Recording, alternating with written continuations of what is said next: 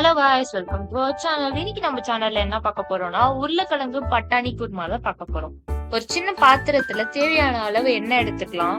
அதுக்கப்புறம் 2 பெரிய சைஸ் வெங்காயம் நான் எடுத்திருக்கேன். அதனால பெருசு பெருசாவே கட் பண்ணி இதுல ஆட் பண்ணிக்கலாம். அதுக்கப்புறம் அதை நல்லா வதக்கிக்கலாம். இப்ப நான் 3 பச்சை மிளகாய் எடுத்துக்கிறேன். பெருசா இருந்தா 2 பச்சை மிளகாய் கூட போதும். கொஞ்சமா இஞ்சி, பூண்டு, இதையும் நல்லா வறுத்துக்கலாம். இப்ப தேவையான அளவு கல் உப்பு போட்டுக்கலாம். 10 போல முந்திரி எடுத்துக்கலாம், அதையும் இதுல சேர்த்துக்கலாம். இப்ப நான் ஒரு தக்காளி எடுத்துக்கிறேன், அதையும் சேர்த்துக்கிறேன். இதை நல்லா ஃப்ரை பண்ணி எடுத்துக்கலாம். அதுக்கப்புறம் ஒரு மிக்சி ஜார்ல மாத்தி நல்லா இதை அரைச்சு வச்சுக்கலாம். இப்ப இன்னொரு பாத்திரத்துல எண்ணெய் ஊத்திக்கலாம்.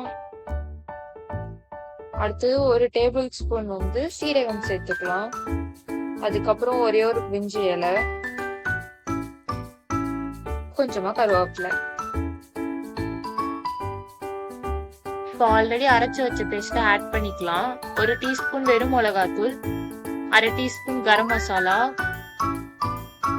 1/2 டீஸ்பூன் மஞ்சத்தூள், 1 டீஸ்பூன் குழம்பு மிளகாத்தூள் ஆட் பண்ணிக்கலாம்.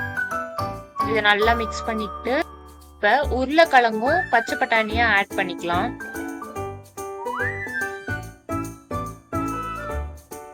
கால் டீஸ்பூன் பெருங்காயத்தூள் ஆட் பண்ணிக்கலாம். இப்போ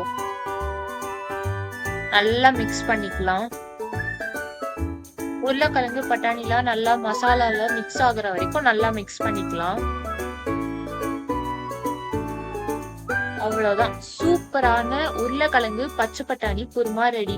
இத சப்பாத்தி, அதுக்கப்புறம் பூரி, தோசைக்கு கூட சூப்பரா இருக்கும். உங்களுக்கு இந்த வீடியோ பிடிச்சிருந்தா லைக் பண்ணுங்க, ஷேர் பண்ணுங்க, சப்ஸ்கிரைப் பண்ணுங்க. பாய்.